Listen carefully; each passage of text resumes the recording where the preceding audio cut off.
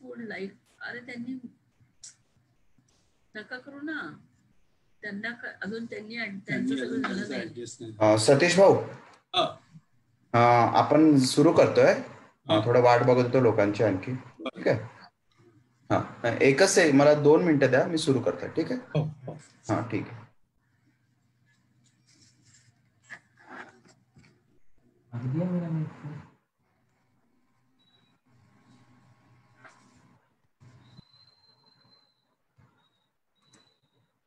उघडला ना त्या मोबाईल वरून वर चालू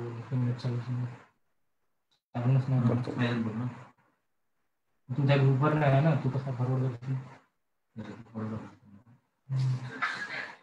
सतीश भाऊ, आपण सुरू करतोय.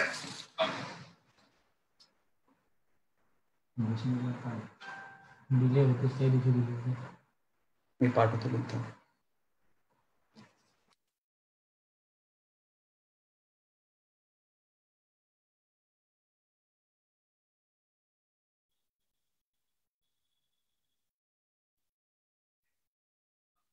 नमस्कार, मी आकाश नवघरे, बीजोत्सव व शेकरूतर्फे सर्वांचं स्वागत करतो. यावर्षी कोरोनाच्या आपत्तीमुळे आम्ही बीजोत्सव करू शकलो नाही.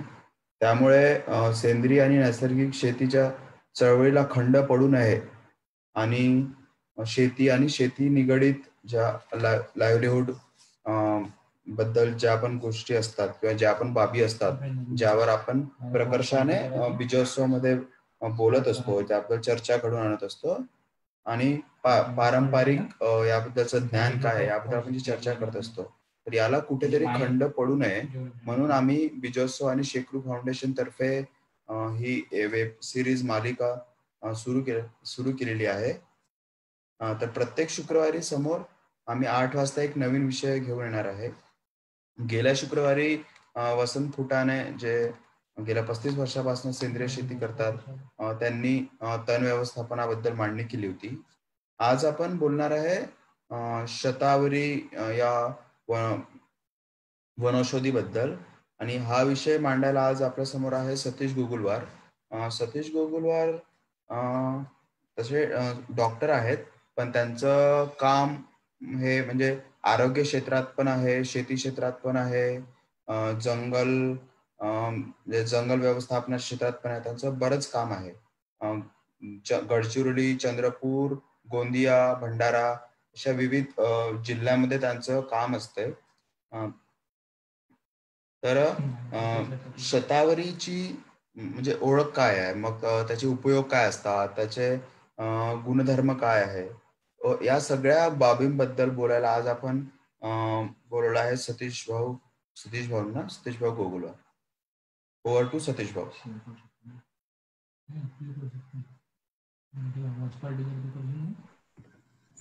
नमस्कार. आज आपण बीजोत्सव आणि शेकरू ग्रुपच्या वतीने आजची ही पहिली मालिका आपण वनौषधीच्या ओळखीच्या बाबतीतली सुरू करतोय. माझं तसं ॲलोपॅथीमधलं शिक्षण, पण मागं 35 वर्षापासून गडचिरोलीमध्ये काम करत असताना इथल्या लोकस्वास्थ्य परंपरेची ओळख झाली. जी वैदू परंपरा म्हणून जी ओळखला जाते, त्या वैदूसोबतची दोस्ती झाली आणि त्यांच्यासोबत माझ्यासाठी हे सगळं जंगलातल्या वनौषधी हा नवीन भाग होता, कारण तो माझ्या विषयामध्ये नव्हता, मी जे शिकलो MBBSचं. पण मला त्यातल्या परंपरेबद्दल बऱ्याच गोष्टी समजायला लागल्या, त्या तपासायला लागलो मी वैज्ञानिक दृष्टिकोनातून. आणि लक्षात आलं की या वैदू बऱ्याच वनौषधी वापरतात आणि त्याचा चांगला उपयोग वेगवेगळ्या आजाराला दुरुस्ती होण्यासाठी करतात. आणि ते जेव्हा लक्षात आलं तेव्हा मग मी त्या वैदूंसोबतची दोस्ती वाढवली, त्यांचं समजून घ्यायला लागलो आणि मग हळूहळू त्या परंपरेचा अभ्यास झाला. आणि त्या परंपरेतल्या खूप महत्वाच्या गोष्टी मला लक्षात आल्या की हे जे गुरु शिष्य कडनं घेण्याची प्रथा जी ज्ञानाची होती त्यांची, कधी वडील गुरु होते, कधी पुस्तक होतं, कधी काका असेल, कधी मित्र असेल, पण कुणीतरी त्यांचा गुरु, आणि त्या गुरुपासून जे काही त्यांचं पारंपरिक ज्ञान मिळालं तर ते ज्ञान समाजाला द्यायचं. तो त्यांचा उपजीविका नव्हती. उपजीविका त्यांची शेती होती, कुठं गुरंढोरं चरायचं काम होतं किंवा दुसरं होतं. पण हे मूळतः सामाजिक काम आणि त्याचं मूल्य खूप महत्वाचं होतं की या ज्ञानाचे मी कोणाला दुरुस्त केलं त्या औषधीने आणि त्यातनं समजा कोणाचा पैसे मागितले तर माझं हे ज्ञान जाईल, अशी एक नैतिक मूल्य त्याच्या मागे होतं. आणि वनस्पतीबद्दल खूप जास्त रिस्पेक्ट होता. म्हणजे हा वैदू कुठली वनस्पती जंगलातून आणायची असेल देण्यासाठी तर आदल्या दिवशी जाऊन त्याची पूजा करायचा त्या झाडाची, त्याला सांगायचं उद्या मला तुझं मूळ न्यायचं आहे, पान न्यायचं आहे आणि मग त्याला एका रिस्पेक्टफुल या पद्धतीने ते न्यायचं. ते मला खूप आवडली ती सगळी एकूण पद्धती. आणि त्याच्यासोबत हेही लक्षात आलं की हे ज्ञान हळूहळू पुढच्या पिढीमध्ये जात नाहीये. म्हणजे त्यांची मुलं काही शिकायला तयार नाही, कारण हे फुकटचं करायचं आहे आणि चांगलंही करायचं आहे. आणि हळूहळू ॲलोपॅथीमधले डॉक्टर्स, इंजेक्शन देणारे डॉक्टर्स यायला लागले आणि मग त्यांच्या याच्यातनं. पण मग मी ते मिशन म्हणून स्वीकारलं की या सगळं जे ज्ञान आहे त्यांच्यापाशीचं हे आपण नव्या पिढीमध्ये नेता आलं पाहिजे, पुढे नेता आलं पाहिजे, याच्यात आणखी संशोधन झालं पाहिजे, वाढवलं पाहिजे. आणि त्या दृष्टीने आम्ही मग वनऔषधींचा सगळा अभ्यास सुरू केला. त्यातलं शतावरी घेण्याचं कारण असं की शतावरी सार्वत्रिक इथल्या मध्य भारतातल्या जंगलांमध्ये आहे. आणि त्याच्यातलं एक लक्षात आलं की हे वैदूंना माहीत होतं की त्याच्या मुळ्या खाली असतात, त्याचा उपयोग करा. पण आम लोकांना ती या भागामध्ये मी जिथं काम करतो तिथं मारबत या नावाने त्याला ओळखल्या. आपण त्या शतावरी त्या दृष्टीने मी शतावरी पहिले निवड केली आणि आता मी त्याचा भरपूर उपयोग करतो आहे, लोकांना शिकवतो आहे. आणि वेगवेगळ्या ठिकाणी भारतात वेगवेगळ्या संस्थांमध्ये जाऊन मी शतावरी, आणि शतावरी सगळीकडेच लक्षात आलं, नावं स्थानिक वेगवेगळ्या याच्यामध्ये होती, पण ती त्याच्यामुळे त्याचं घरच्या घरी आपल्या प्रिपरेशन तयार करायचं, औषधी तयार करायची, ती घ्यायची कशी, हे सगळं ज्ञान त्या दृष्टीने मी देतो. पुढची स्लाइड.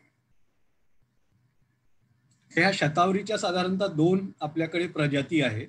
एक ॲस्परॅगस रेसिमोसस, ही सार्वत्रिक आहे आपल्या मध्य भारतामध्ये सगळ्या राज्यांमध्ये. ॲस्परॅगस ही रेसिमोसस, आणि दुसरी ॲस्परॅगस ऑफिसियालिस आपण, आणि ही आपल्याकडे फार नाही आहे, कॉमन नाही आहे. ही युरोप किंवा बाहेरच्या याच्यातून आलेली आहे काही ठिकाणी. पण वाशिम, आपल्याकडे विदर्भातल्या वाशिम जिल्ह्यामध्ये ही आहे ॲस्परॅगस ऑफिस, खूप काही काही निवडक याच्यामध्ये आहे. तर आपण पहिल्यांदा ॲस्परॅगस रेसिमोसचं आपण हे करूया. नेक्स्ट. या शतावरीला वेगवेगळे नावं आहे स्थानिक भाषा, म्हणजे महाराष्ट्रातच आपल्याला आदिवासी भागात वेगळं नाव आहे, जसं आमच्याकडे मारबत म्हणून ओळखतात. शतावरी म्हटलं तर कोणाला समजत नाही. मारबतीच्या दिवशी ते त्याचं वरचं हे आणून घरोघरी लावतात त्या बोजारा हे घेताना त्याच्यासाठी. तर इकडे मारबत म्हणतात, कोकणामध्ये त्याला सीतेचे केस म्हणतात. असे वेगवेगळे नावं आहेत. हिंदीमध्ये सतावर किंवा सतमुली, संस्कृतमध्ये नारायणी आहे, उर्दूमध्ये सतावर आहे, उडियामध्ये चोतारू किंवा मोहनोले आहे. पुन्हा तिथल्या ओडिसाच्या ट्रायबल लँग्वेजमध्ये पुन्हा वेगळी नावं आहेत त्यांची. गुजरातीमध्ये एकलकांता किंवा शतावरी आहे, तामिळमध्ये किलावरी आहे, तेलुगूमध्ये छल्लागड्डा, मलयालममध्ये शतावरी, म्हणजे मराठीशी मलयालम जुळतं ते, आणि बंगालीमध्ये शतमुली. तर ही अशी वेगवेगळ्या भाषेतली शतावरीची नावं आहेत.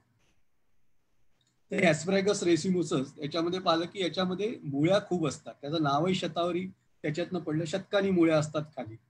आणि सामान्यतः इथल्या बऱ्याच लोकांना शतावरी ते मारबत म्हणून ओळख होती, पण त्याच्या खाली इतक्या मुळ्या असतात आणि त्या मुळ्यांचा उपयोग करतात हे वैदूशिवाय फारशा लोकांना माहीत नव्हतं. ह्याला आम्ही खूप मोठ्या प्रमाणात लोकांचं प्रशिक्षण, महिलांचं प्रामुख्याने प्रशिक्षण केलं. मग त्याच्या मुळ्या कशा काढायच्या, त्याचं सस्टेनेबल हार्वेस्टिंग कसं करायचं, कारण तोही खूप महत्वाचा भाग आहे. साधारण हे जंगलामध्ये जे आहे ते फरवरी महिन्यापासून ते वाळायला लागतं वरचं झाड, आणि त्याची सगळी द्रव्य हे होतात, आणि मार्च एप्रिलमध्ये खरं हे काढायचं असतं. याची जे काढण्याची वेळ आहे, त्यांच्या मुळ्या काढायची वेळ, ती साधारण मार्च एप्रिलमध्ये काढायचं.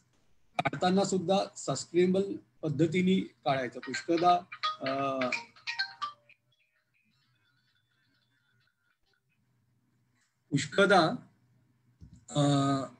आपल्याला कंपन्या सांगतात की बा शतावरीच्या मुळ्या आम्ही घेतो, तर लोकांना ज्यांना माहीत नसतं की ते कसं काढलं, ते कसं हे होतं, तर तेव्हा लोक पूर्णच्या पूर्ण झाडं काढून टाकतात मुळासकट आणि मुळ्या काढतात आणि फेकून देतात बाकीचा भाग.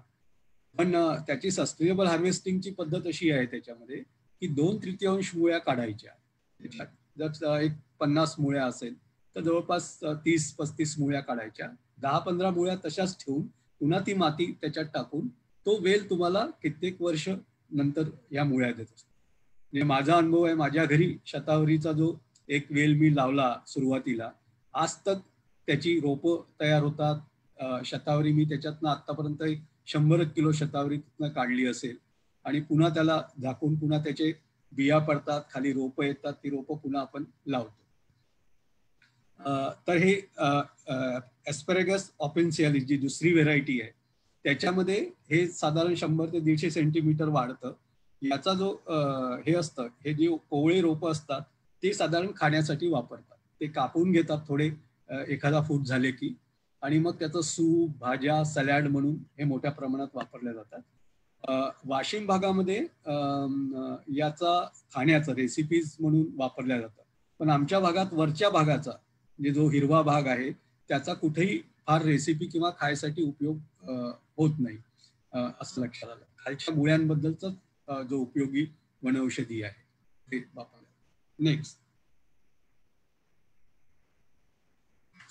हे आहे वाशिम जिल्ह्यात. तर त्याला मुळ्या कमी असतात खालच्या या जातीला ऑपेन्सियालिस मध्ये, आणि याचा जो वरचा भाग असतो तो थोडा जास्त स्पंजी आणि जाडा असतो की ज्याच्यामुळे ते सहजपणे भाजी किंवा या रूपामध्ये ते खाता येईल. नेक्स्ट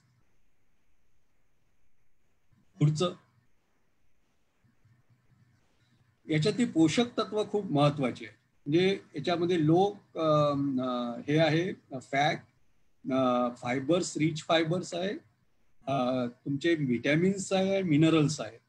आणि विटॅमिन्स, झिंक महत्वाचं आहे, जे आपल्याला साधारणतः झिंक आणि विटॅमिन ई हे 2 खूपदा सांगतात डॉक्टर्स हे आपण घेतले पाहिजे नियमित आपली इम्युनिटी आणि सगळं वाढवण्याच्या दृष्टीने. तर हे दोन्ही कंटेंट याच्यामध्ये आहे या सगळ्यामध्ये. नेक्स्ट हे विटॅमिन्स आहेत सगळ्या प्रकारचे. आपल्याला विटॅमिन सी पासनं विटॅमिन B12 आहे, फोलेट आहे, ई आणि विटॅमिन के. विटॅमिन के मुख्यतः रक्तामध्ये गुठळ्या होऊ नये म्हणून देतात किंवा त्या आजाराचा. त्याच्यामुळे आजकाल जन्मल्याबरोबर मुलांना विटॅमिन केचं इंजेक्शन द्यायची पद्धत आहे. ते विटॅमिन के याच्यात आहे. विटॅमिन ई आपल्या सगळ्या याच्यासाठी वापरल्या जातात, तेही महत्वाचं आहे.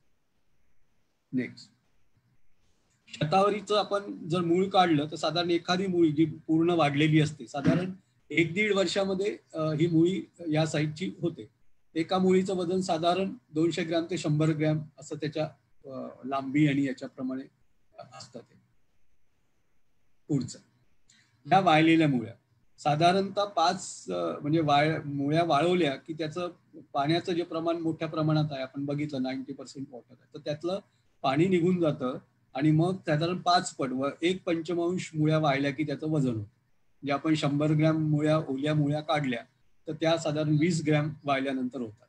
आणि या वाळलेल्या मुळ्यांची जी किंमत असते ती साधारण आता 250 ते 300 रुपये किलो सध्या चाललेला आहे. शतावरीचे उपयोग खूप आहेत, वेगवेगळ्या पद्धतीने त्या करतायत. मी आता कित्येक वर्षापासून आम्ही हे शतावरी लोकांना शिकवलेलं आहे. त्याचा शतावरी बघूया, शतावरी कल्प कसा बनवायचा, त्याच्यामुळे तो वर्षभर आपण ठेवू शकतो. आणि तो कल्प आता आम्ही मोठ्या प्रमाणात तयार करतो, गावागावांमध्ये शिकवलेला आहे, त्यांनी स्वतः तयार करायचा, वापर करायचा, आणि त्याचा वापर खूप मोठ्या प्रमाणात. म्हणजे आमच्याकडे इथं सतत त्याची मागणी असते शतावरी कल्प वेगवेगळ्या. तर मुख्यतः त्याचा निद्रा नाशाच्या झोपेचा त्रास आहे त्यांच्या बाबतीमध्ये ती शतावरीची पावडर आपण गरम दुधात टाकून थोडं तूप मिसळून घेतल्यात त्याचं होतं. गर्भवती महिलांसाठी तर खूपच उपयोगी आहे त्यांच्यासाठी. त्याच्यामध्ये आम्ही जो शतावरी कल्प बनवतो त्याच्यामध्ये अश्वगंधायुक्त शतावरी कल्प आहे, बाजारातही आपल्याला शतावरी कल्प मिळतं. तर हे त्याच्यामध्ये आणखी काही गोष्टी मिसळल्या तर ते जास्त आणखी पौष्टिक होतं. आणि 1 ते 2 ग्रॅम दुधात घेऊन त्याच्यामध्ये गर्भवती स्त्रियांना आपण देतो. स्तनदा दूध वाढवण्यासाठी याचा उपयोग होतो. म्हणून आम्ही साधारण 3ऱ्या-4थ्या महिन्यापासून शतावरी घ्यायला बऱ्याच ठिकाणी आमचा जे अभ्यासही सुरू आहे त्याचे ते आम्ही देतो आणि त्यातनं त्याचे दूध वाढण्यासाठी फायदे होतात. आधी हे डायजेस्टिव्ह सुद्धा आहे शतावरी. त्यामुळे शतावरी मूळव्याधीच्या याच्यामध्ये, म्हणजे मूळव्याधीमध्ये मुख्यतः पोटाचा त्रास असतो आणि त्यातनं मग मूळव्याध वाढत जाते. तर शतावरीमुळे पोट साफ होणं राहणं, त्याच्यामुळे मूळव्याधीमध्येही याचा उपयोग होतो. पुढे स्वप्नदोषामध्ये त्याचं प्रमाण दिलेलं आहे, ते घेतात. अपचनामध्ये त्याचा उपयोग आहे. ऍसिडिटीमध्ये, मुख्यतः ऍसिडिटीमध्येही याचा उपयोग होतो. आणि आम्ही शतावरी कल्प जे बनवतो ते सगळ्याच याच्यामध्ये ऍसिडिटीसाठी देतो. डोकेदुखीसाठी त्याचा, मायग्रेन, अर्धडोकेदुखीसाठी त्याचा उपयोग आहे. मूत्रखडा विरघळणारे जे मूत्रखडे असतात, कारण 2 प्रकारचे मूत्रखडे असतात. काही मूत्रखडे असतात ते सतीश भाऊ, हो, थोडा आवाज मोठा करता का? काही लोकांना आवाज जात नाहीये. बरोबर, बर बर बर, ठीक आहे, हा चालू. तर मूत्रखड्यामध्ये 2 प्रकारचे मूत्रखडे असतात जे विरघळून पुष्कळदा पडतात. लोकांना समजतंय की माझ्या लघवीतून खडा पडला. आणि काही खडे विरघळणारे नसतात, ते वाढत जातात. त्याला ऑपरेटिव्ह हे याच्याने करावं लागतं. पण ते तपासणीमध्ये लक्षात येतं की हा विरघळणारा आहे की कसा आहे. तर जो विरघळणारा मूत्रखडा असेल त्याच्यामध्ये शतावरीचा आपण वापर त्याच्यामध्ये उपयोग होतो.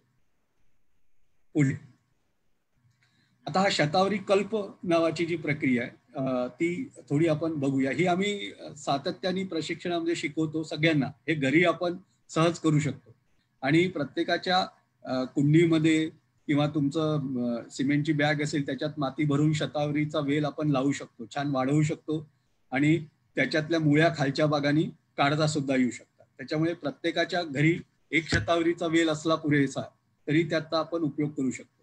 हे शतावरी कल्प कसं करायचं, तर या ताज्या मुळ्या ज्या असतात शतावरीच्या त्या घ्यायच्या, स्वच्छ धुवून टाकायच्या, कारण मातीमध्ये असतात.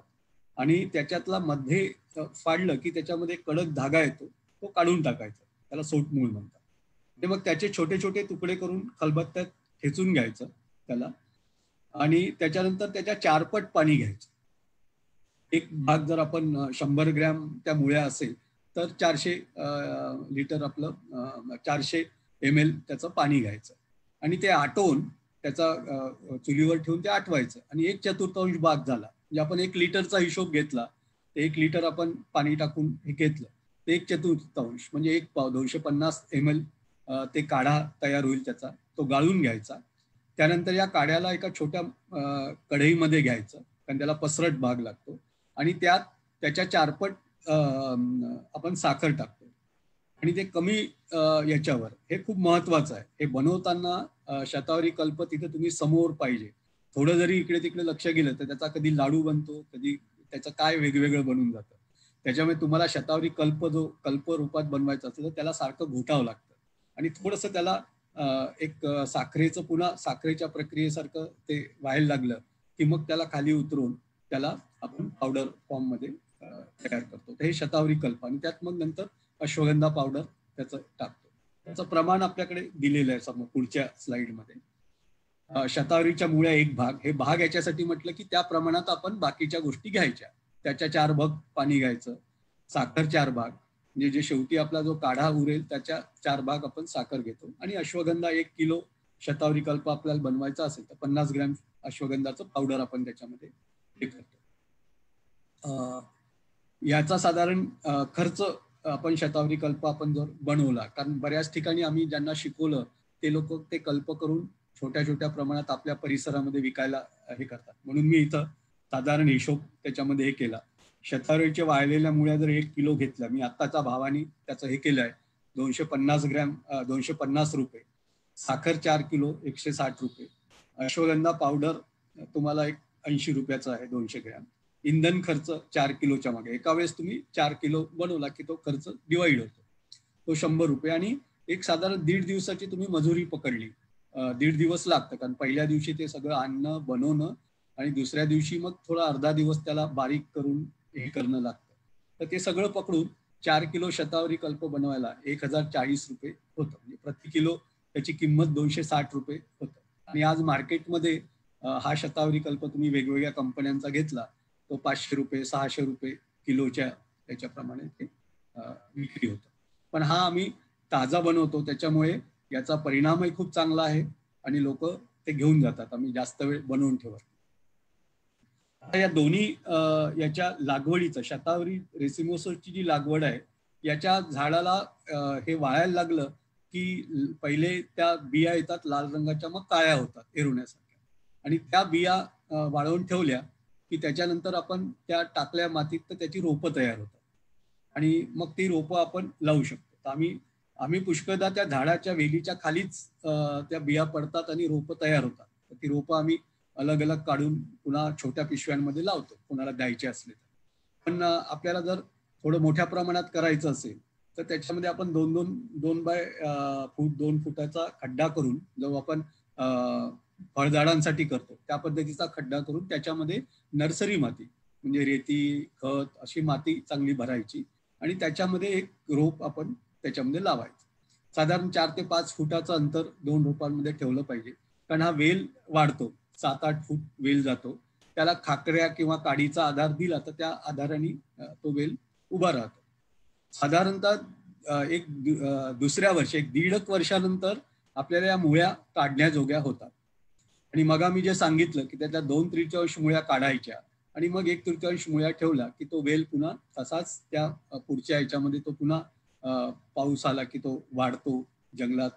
आणि जिथं आपण पाण्याची सोय असते तिथं वर्षभर आमच्याकडे घरी जागोजागी आमचे शतावरी वेल आहे, ते वर्षभर असतात आणि आम्हाला पाहिजे तेव्हा आम्ही मुळ्या काढतो. पण बाकी आपल्याला नेहमीच्या याच्यामध्ये त्या वाळल्या तरी चालतात, त्या काढल्या आपण आणि तर दुसऱ्या वर्षी पुन्हा जो 1/3 भाग आपण तिथं ठेवतो तर त्या याच्यातून पुन्हा तो वेल पुन्हा येतो. जंगलात तर त्याच पद्धतीने येतो. आणि याची जी ॲस्पॅरेगस ऑफेन्सियालिस जे आहे त्याच्यामध्ये मात्र अशा पद्धतीचे त्याची रूट सिस्टम आहे, ती रूट सिस्टम लावावी लागते.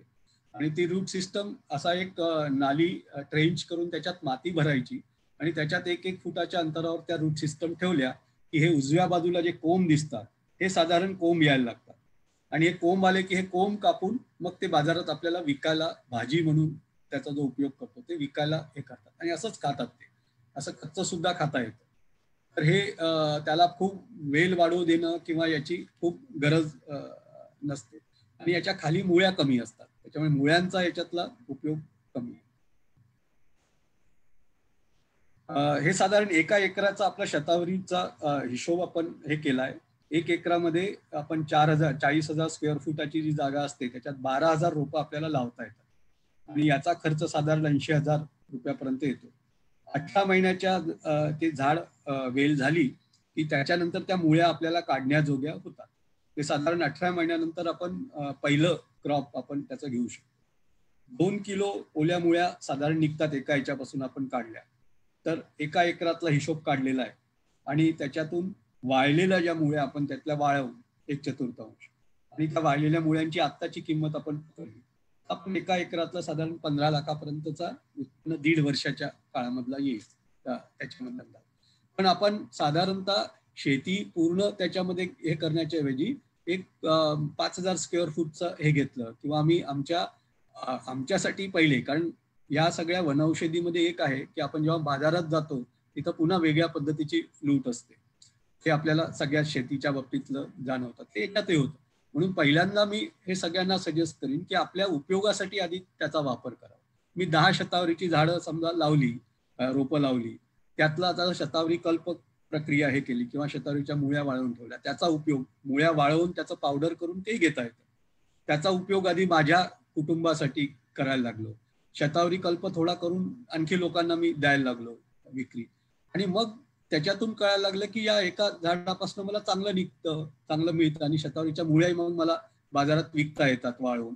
तर मग त्यातनं हळूहळू आपण ती झाडं वाढवू शकतो.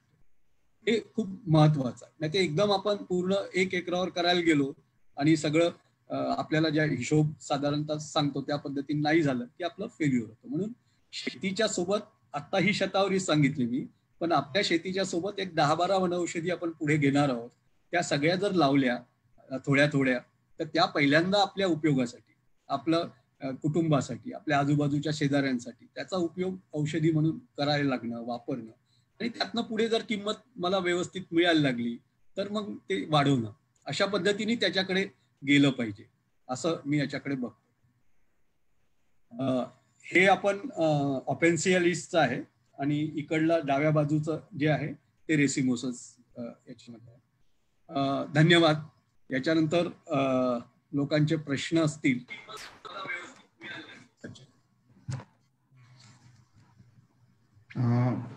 ज्यांना कुणाला काही प्रश्न विचारायचे असतील आणि जे लोक झूमवर हे मीटिंग अटेंड करत असेल त्यांनी झूमच्या चॅट बॉक्समध्ये प्रश्न विचारावे. ते आम्ही भाऊंना विचारून भाऊ त्याचे उत्तर देतील. Hello hello. बोला ना सर, यामध्ये कॉन्ट्रॅक्ट फार्मिंग वगैरे कन्सेप्ट आहे का, जेणेकरून आपण जर कमर्शियल करायचं म्हटलं तर आपण करता येऊ शकेल का? कॉन्ट्रॅक्ट फार्मिंग मध्ये आजकाल रिस्क खूप आहे. पहिल्यांदा कंपन्या खूपदा सांगतात, खूपशा वन औषधीच्या बाबतीत झालं, आपल्याकडे पांढऱ्या मुसळीच्या बाबतीतला तुमचा अनुभव असेल, त्याच्या बाबतीत असंच झालं की खूप मोठ्या पद्धतीने त्यांनी बायबॅकची अरेंजमेंट, कॉन्ट्रॅक्ट वगैरे असं सगळं करून घेतलं आणि मग ज्यांच्याकडे नर्सरीज होत्या त्यांनी मोठ्या प्रमाणात ते विकले आणि प्रत्यक्षात लोक जेव्हा उत्पादन करायला लागले त्यावेळेस मात्र त्यांचा त्या पद्धतीचा भाव आणि खर्च मिळाला नाही. म्हणूनच मी हे आता सांगतोय. म्हणून मी कोणालाही हे सजेस्ट करत नाही की तुम्ही मोठ्या प्रमाणात एकदम कुठल्या तरी वनौषधीच्या बाबतीत जा. तुम्ही वेगवेगळ्या वनौषधी काही प्रमाणात वापरून त्याचा औषधी उपयोग काय होतो, मार्केटला कुठली औषधं तयार होतात त्या पद्धतीने करणं आणि मग मला हे सगळं थोड्या याच्यामधून ते परवडतं का ते करून बघायला लागलं तर मग हळूहळू आपण त्याच्याकडे जाऊ शकतो. पण सुरुवातीलाच आपण 1 एकर 2 एकर मध्ये लोक जे सांगतात मग याच्यातून एकरी इतकं लाखाचं आणि हे सगळे लाखांचे हिशोब सांगतात, त्याच्यातले खूप वाईट अनुभव आहे. त्याच्यामुळे मी ताबडतोब कोणाला तुम्हाला कॉन्ट्रॅक्ट याच्यावरची गॅरंटीनी घेतीलच याची हे नाही सांगता येत. Thank you sir. थँक्यू. डॉक्टर साहेब. Hello hello. हॅलो. हा बोला. हॅलो, मी सुधाकर बोलतो डॉक्टर साहेब. हा बोला बोला.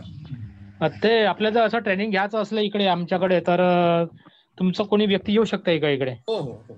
एक 8-10 जणांचा ग्रुप जर तयार झाला तर आमचा व्यक्ती येऊन तुम्हाला शतावरीच नुसतं नाही तर आणखी काही काही ज्या आपल्या वनौषधी आहे, एक 5-6 वनौषधी तर आम्ही शिकवतो या एक दिवसाच्या ह्याच्यामध्ये. तसं या कोरोनाच्या पार्श्वभूमीवर ते मग जमेल का मग यायला त्यांना? आता करोनाच्या याच्यामध्ये जास्त लोक नको त्याच्यामुळे आता आपल्याकडे काय तो नाही आहे तसा भाग, परंतु भाग नाही आहे ग्रामीण भागात. हा, ग्रामीण भागात खूप नाही आहे आपल्याकडे. मी तसं कळवतो मग तुम्हाला मेलवर नाही तर फोनवर बोलू. बिलकुल बिलकुल. हॅलो. हा हॅलो. बोला. सर, या जसं शतावरीमध्ये जे आहे तुम्ही स्वतः खरेदी करता का मुलांना? नाही, आम्ही बिलकुल खरेदी नाही करत. आम्ही जे आमच्या पुढे शतावरी कल्प बनवतो तेवढ्यापुरती शतावरीचे वेल माझ्याकडे आहे, घरी आहे, आमच्या थोड्या शेतावर लावलेले आणि जंगलातून आणता येतं. त्याच्यामुळे आम्ही फक्त औषधी बनवण्यापुरतं आम्हाला लागतं तेवढं.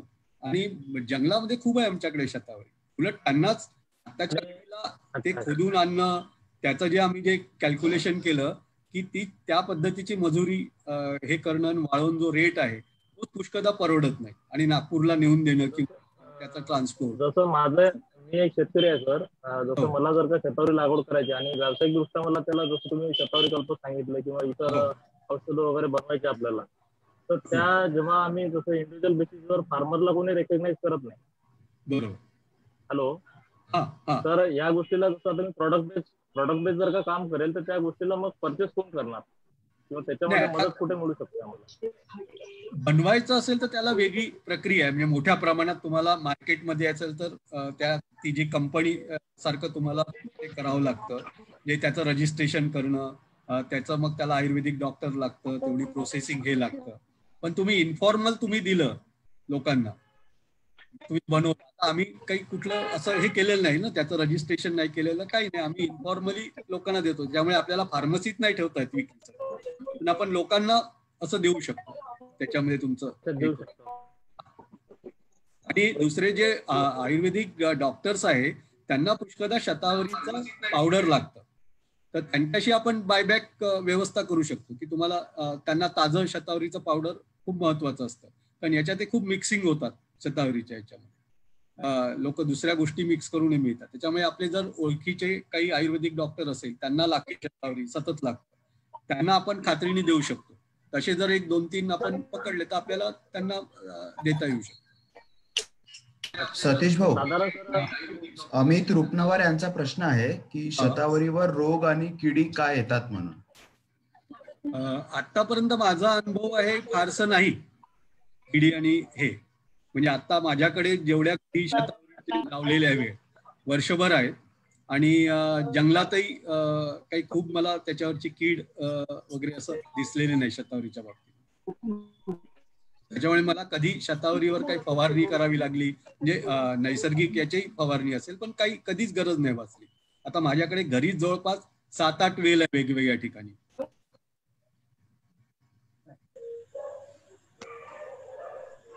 सतीश भाऊ, हा, याचं लागवड साहित्य किंवा बियाणं कुठे मिळेल असा एक प्रश्न आहे.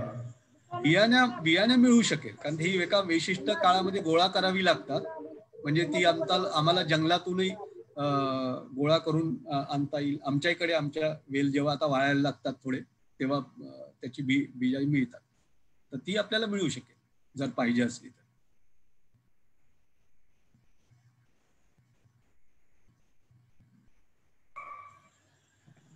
अजून एक प्रश्न आहे, ह्याचं होलसेल मार्केट कुठे आहे? कशाचं? ह्या शतावरीचं. शतावरीचं एकतर आयुर्वेदिक कंपन्या घेतात, काही डॉक्टर्स लोक आयुर्वेदिक डॉक्टर्स आहे ते शतावरी पावडरच्या रूपात घेतात. शतावरी वाळलेल्या मुळ्या घेणाऱ्या वेगवेगळ्या आहे, जसं नागपूरमध्ये शैल हर्बल्स म्हणून आहे, ते शतावरीच्या मुळ्या घेतात, पण ते किती प्रमाणात घेतात त्याचा अंदाज नाही. पण असे ग्रुप्स आहेत की जे मग डॉक्टरांना देतात पावडर्स करून किंवा त्या ह्याच्यामध्ये. तर असे काही हे आहेत. पण वेगवेगळ्या ज्या फार्मसी आहे, आयुर्वेदिक फार्मसी, सगळ्याच आयुर्वेदिक फार्मसी पतंजली पासून सगळे, बैद्यनाथ, डाबर, सगळे शतावरी कल्प बनवतात. सगळ्यांचे शतावरी कल्प हे प्रिपरेशन आहे, आणि त्यासाठी मुळात शतावरीच्याच मुळ्या लागतात. महेश पाटील, एक प्रश्न आहे त्यांचा की सीड्स कुरिअरने पाठवू शकता का? हा, पाठवता येईल. सतीश भाऊ, एक प्रश्न आहे, आवळ्याच्या झाडावर आपण शतावरीचा वेल सोडू शकतो का? हो हो, कुठल्याही झाडावर. म्हणजे आता त्याला, कारण वेल मोठा वाढतो तो, म्हणजे तुम्ही त्याला व्यवस्थित हे केलं तर कुठल्याही झाडावर. शतावरीच्या वेलाला असं काही नाही, त्याला आधारच लागतो. तर आपण असंही आपण काही काठीचा झाडांचा, म्हणजे आमच्या इकडे आहे ते कशा याला आधारानेच वाढलेले आहेत वेल.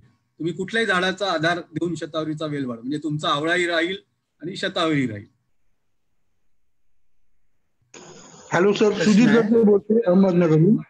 हा, बोला.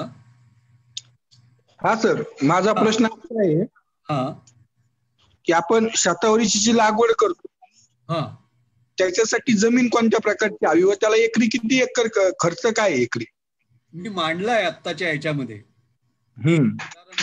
जमीन आपण त्याचे तयार करायचे 2x2चे, जसं आपण फळझाडांसाठी करतो, आणि त्यात चांगली माती, खत असं असलेली भरायची, आणि साधारण याच्यामध्ये 5-6 फुटांचं अंतर ठेवायचं. एका एकरामध्ये 12,000 रोपं आपण लावू शकतो अशा पद्धतीने.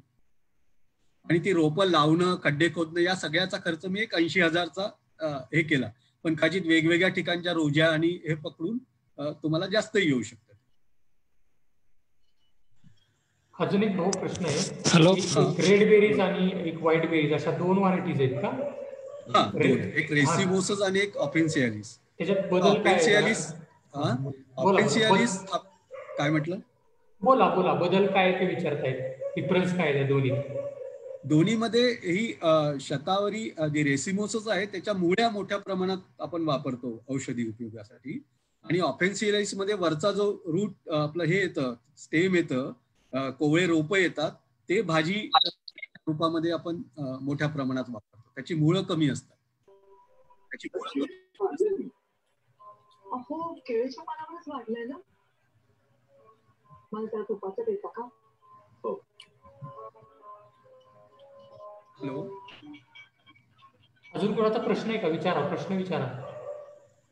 एकच मिनिट. शाहू दिनेश म्हणून कुणीतरी आहे, तुम्ही स्वतःला अनम्यूट करा. टीव्हीचा आवाज येतोय तुमच्याकडला.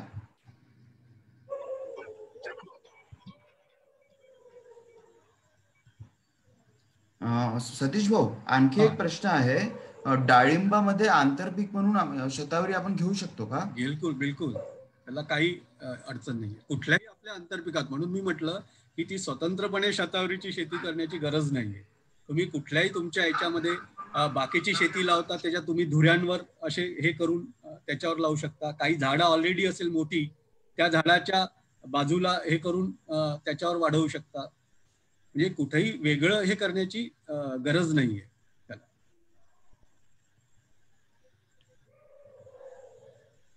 कुणाला काही प्रश्न आहेत आणखी? मी आणखीन एक प्रश्न आहे सर. ते बेरी आहे ते लाल आणि सफेद, ते खाऊ शकत का? नाही, फळं नाही खायची. बी जे तयार होतं ना, ते जे काळं आणि लाल, ते विषारी आहे. म्हणजे विषारी आहे म्हणजे, पण ते खाण्याचा त्याचा कुठलाही आपण उपयोग म्हणून वापरत नाही. औषधी उपयोग नाही त्याचा. पल्लवी कर्वे, तुमचा प्रश्न आहे काय? विचारा. नाही सर, प्रश्न नाही आहे सध्या. ओके, तुम्ही रेज हँड केलाय म्हणून म्हणलं. हॅलो, कुलदीप देशपांडे, विचारा. हॅलो.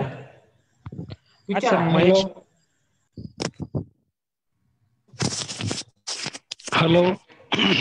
बोला. हॅलो. बोला म्हटलं. हॅलो. तुमचा सर, आवाज मला दिवसामध्ये पहिल्या वर्षी जर शतावरी लावता येते का? हॅलो. कुठं? हॅलो. प्रश्न नाही समजला मला. सर, माझ्याकडे नाही का 3 एकरामध्ये ऊस आहे. 3 एकरामध्ये सर माझ्याकडे ऊस लावलेला आहे. आता ऊसामध्ये सर आपल्याला पहिल्या वर्षी करू शकता ना, लावू शकता. काहीच हरकत नाही. पण आता एवढा भावाला क्राप तुमच्या 18,000 महिन्याचा असेल, मग आपला ऊस सर निघून जाते ना. आणि शतावरी 18 महिन्याचा आहे. शतावरी 18 महिन्याचं पीक आहे, म्हणजे ते काही काढून फेकून नाही द्यायचं आहे. 18व्या महिन्यापासून म्हणजे 1.5 वर्षांनी आपण फक्त काढायचे. ते तुम्ही 10 वर्ष ते झाड आहे. माझ्याकडे 15 वर्ष शतावरी वेल आहे. 15 वर्षापासून मी त्याच्या मुळ्या काढत राहतो. 2/3 आणि 1/3 मुळ्या ठेवून पुन्हा त्याला हे करतो. तर मला पुन्हा दुसऱ्या वर्षी, तिसऱ्या वर्षी त्यातल्या मुळ्या, मी तो कधीच काढला नाही. म्हणजे मुळासकट कधी हे केलं नाही. एकच शतावरी वेल 15 वर्षापासून घरी आहे माझ्या. त्याची मग आपल्याला मार्केटिंग सर, मार्केटिंग कुठायची? मार्केटिंग साठी मग काय करावं लागेल? मी मगा सांगितलं, एक तर आयुर्वेदिक फार्मसीज आहे, त्यांना लागतं मोठ्या प्रमाणात. जडीबुटीचे औषधं विकणारी दुकानं आहेत प्रत्येक शहरांमध्ये, जडीबुटी विकणारे, तर त्यांना शतावरी मुळ्या लागतात. आणि मला जर सर 1 एकरामध्ये लावायचे तर तुम्ही सर सीड उपलब्ध करू द्याल का तेवढी? मग काय म्हटलं? 1 एकरामध्ये जर लावायची असेल समजा, तर सीड उपलब्ध असेल करून द्याल का? हो, सीड मिळेल तुम्हाला काय त्याच्यात 1200 तुम्हाला लागतात 1 एकरामध्ये. एक साधारण ते हलकं हे असतं सीड, त्याचे रोप हे त्याच्यात 1 किलो सीड मध्ये होईल. सर त्याच्या एका सीडच्या किती मध्ये होऊन जाईल सर ते 1 एकराच्या? आता सीड आपण पाहू. मी सीड असे खूप विकली नाही तयार करून, त्या दृष्टीने मी हे केलं नाही. सतीश भाऊ, आणखी एक प्रश्न आहे. कोकणासारख्या दमट वातावरणामध्ये शतावरी येऊ शकते काय? आहे. कोकणात मी जाऊन शिकवलेलं आहे. तिथं सीतेचे केस म्हणतात त्याला, शतावरी. अच्छा, प्रज्वल त्यांचा प्रश्न होता. मी हे सगळीकडे, सगळ्या प्रांतांमध्ये मी जाऊन शतावरी वेगवेगळ्या नावानी लोकांकडे आहे. सगळ्याच ठिकाणी, उत्तर प्रदेश, बिहार, ओडिसा, राजस्थान, सगळीकडे.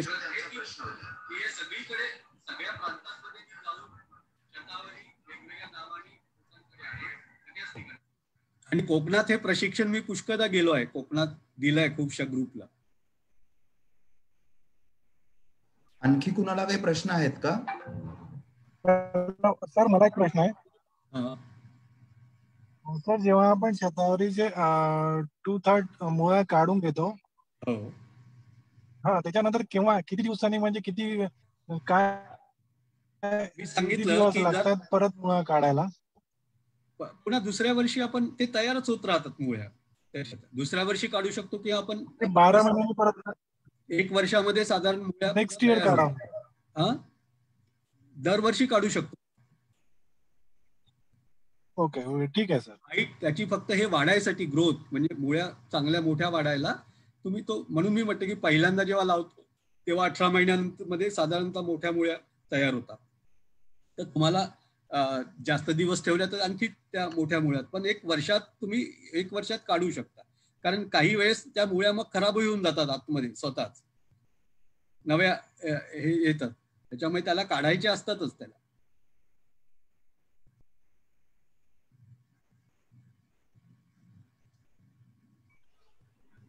हॅलो प्रश्न आहेत?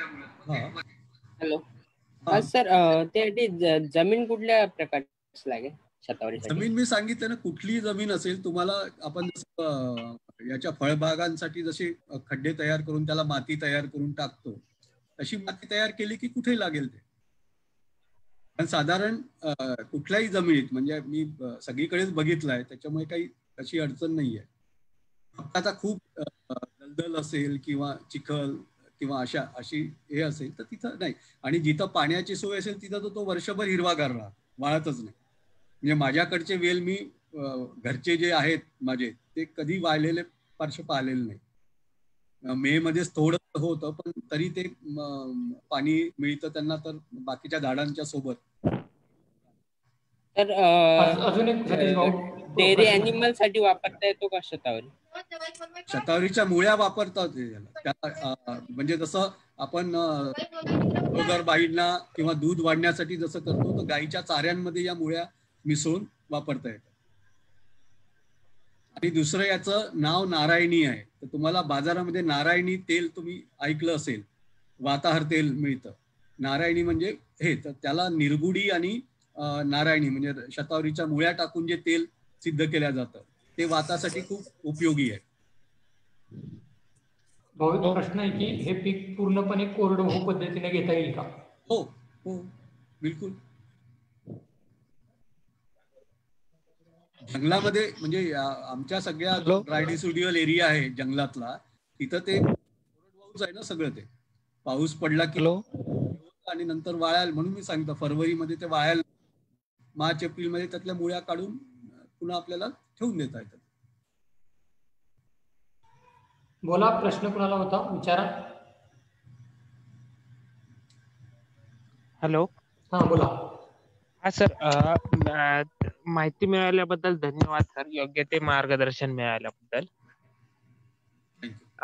माझा एक क्वेश्चन होता की जर शेतामध्ये घेण्याऐवजी जर शेताच्या बांधावरती जर आपण प्रयोग केला 100-200 झाडाचा, तर तो यशस्वी होईल? बिलकुल बिलकुल. तिथं सुद्धा तुम्ही त्या पद्धतीचा खड्डा करायचा बांधोऱ्यावर. ओके. काय होतं की या मुळ्या वाढतात, तर जिथे मुळ्या वाढतात, जसं आपण शेंगदाण्याचं पीक घेतो तर थोडी भुसभुशीत लागते की नाही, कुठल्या आपण पीक घेतो त्याप्रमाणे याच्या मुळ्या असतात. त्याच्यामुळे त्याला खालची जमीन जी आहे त्याला ती जर चांगली भुसभुशीत असेल तर त्या मुळ्या जास्त वाढतात व्यवस्थित. त्याच्यामुळे धुऱ्यावरही घेऊ शकतो, काहीच हरकत नाही. ओके. आणि पाणी व्यवस्थापन करण्याची काही गरज नाही पण? काही गरज नाही, काही गरज. ओके, धन्यवाद. हॅलो. हा हॅलो. हा बोला. हा सर, याच्यामध्ये रासायनिक खताची वगैरे आवश्यकता पडते का साहेब? नाही, गरज नाही. खत की टाकत नाही का? आपण सगळं शेणखत म्हणून ते खत मिसळताना आपण खत आहे आपलं, बाकीची माती आहे ते सगळं मिसळून हे करू शकतो. काही गरज नाही रासायनिक खताची. बरं साहेब, ठीक आहे सर.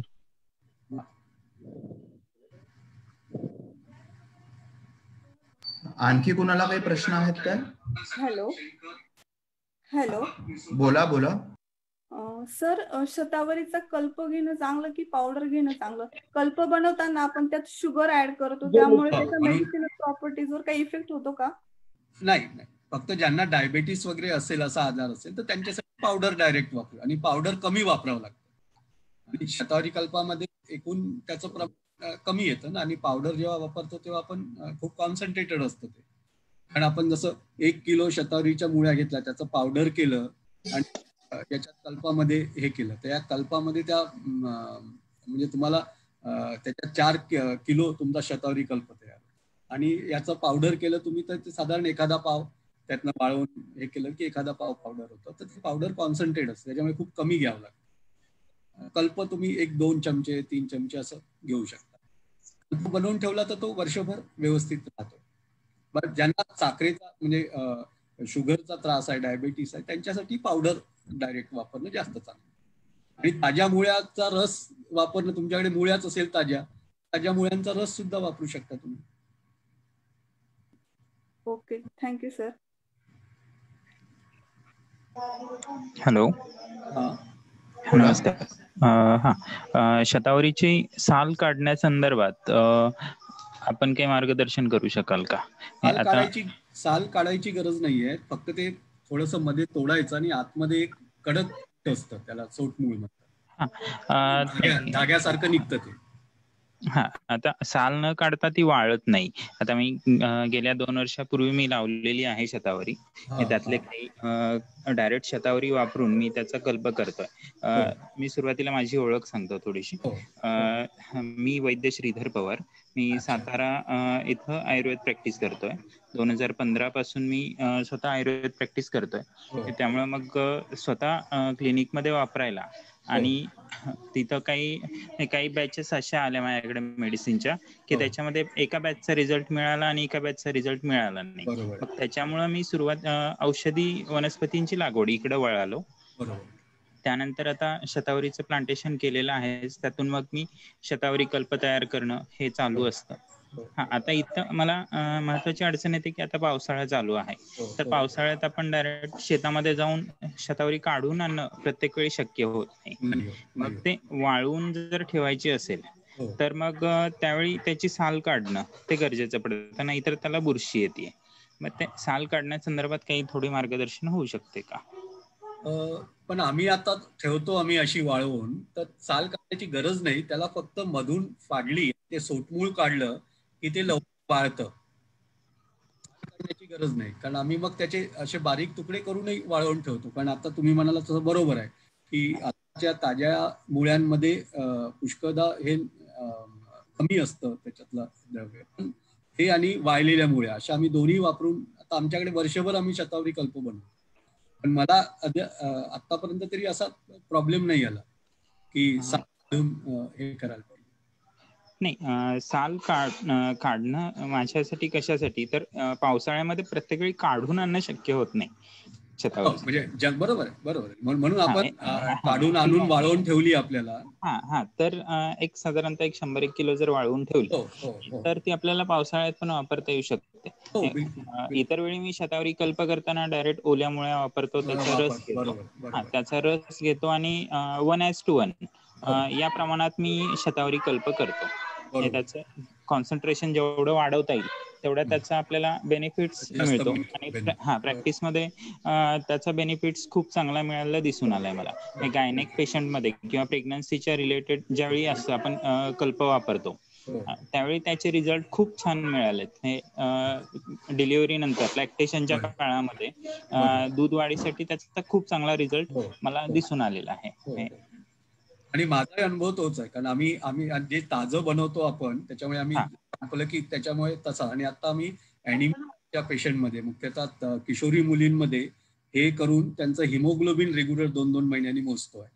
आणि एक जवळपास 100 ते 150 किशोरी मुलींना आम्ही हे स्तनदा माता आणि गरोदर मातांना तर देतोच आहे, त्याचं प्रॉब्लेम आहे, पण किशोरी मुलींमध्ये आम्ही देतोय.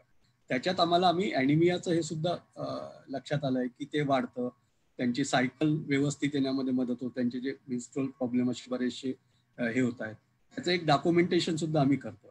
आणि तुम्ही म्हणता तसं आम्ही ताजंच शतावरी मुळ्या ठेवतो, काही ताज्या आणतो. आणि तुम्ही म्हणता ते बरोबर आहे, पावसाळ्यात पण आम्ही आता आमच्या जवळच लावल्या असल्यामुळे आम्हाला ते केव्हाही काढता येतात, खूप हे नाही का. पण वाळलेलं आम्ही ठेवतो आणि त्याचे खूप चांगले रिझल्ट. म्हणजे मी थोडा अभ्यास पण म्हणजे संशोधनात्मक अभ्यास पण आम्ही करतोय त्याचे काही. तर तुमचा जो अनुभव आहे बिलकुल तसाच अनुभव आहे. आणि जे आपण ताजं वापरतो त्याचे खूप चांगले परिणाम आपल्याला दिसतात त्याच्यामध्ये. धन्यवाद, तुम्ही शेअर केलं त्याच्यामुळे माझ्या सगळ्या मांडणीला तुमचा सपोर्ट एका दृष्टीने. Thank you sir.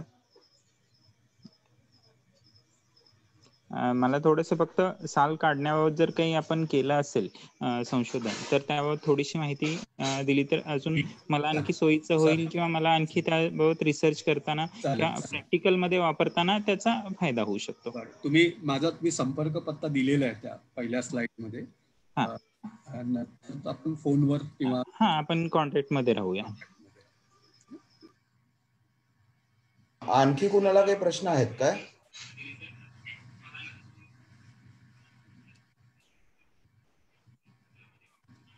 ठीक आहे. तर असं दिसतंय की सर्वांचे प्रश्न संपलेले आहे. सतीश भाऊंनी खूप छान मार्गदर्शन केलं, त्यामुळे त्यांचे खूप धन्यवाद. आणि बाकी लोकांनी पण कार्यक्रमाला उपस्थिती लावून बरेच प्रश्न विचारले, जे इनरिचिंग प्रश्न होते, त्यामुळे सतीश भाऊंची मांडणी आणखी छान झाली. त्यांना पण आमचे खूप खूप धन्यवाद. पुढल्या शुक्रवारी यवतमाळमधले प्रसिद्ध सेंद्रिय शेतकरी सुभाषजी शर्मा हे सेंद्रिय शेती आणि बाकी गोष्टींबद्दलची मांडणी करतील. त्याबद्दलचं माहितीपत्रक आम्ही लवकरच जाहीर करू, आणि नेमका विषय काय तो पण आम्ही जाहीर करू. तर पुढल्या शुक्रवारी पुन्हा 8 वाजता आपण भेटूया. सर्वांचे खूप खूप धन्यवाद.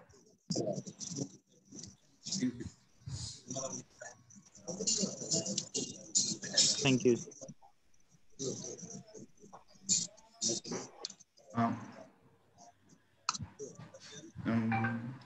सतीश भाऊंनी केलेलं प्रेझेंटेशन आणखी मांडणी ही पुढील 2 दिवसात शेकरू ऍपवर अवेलेबल असेल. आणखी आमच्या शेकरू फाउंडेशनच्या फेसबुक पेज, बिजोत्सवच्या फेसबुक पेजवर व्हिडिओ आणि प्रेझेंटेशन दोन्ही अवेलेबल असेल. आणि अगदी काही दिवसांनी याचे व्हिडिओज, प्रेझेंटेशन हे सगळं तुम्हाला युट्यूबवर पण बघायला मिळतील. ठीक आहे. सर्वांचे खूप खूप धन्यवाद.